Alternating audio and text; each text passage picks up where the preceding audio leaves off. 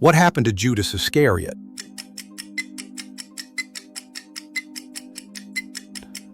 Answer is C. He hanged himself. Who replaced Judas among the disciples?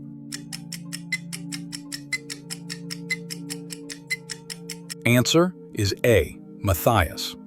Who was the first Christian martyr? Answer is B. Stephen.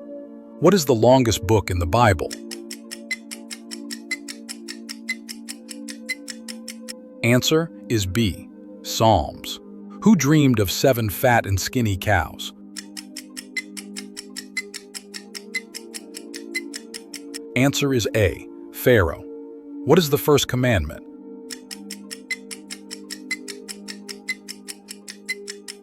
Answer is C. You shall have no other gods before me.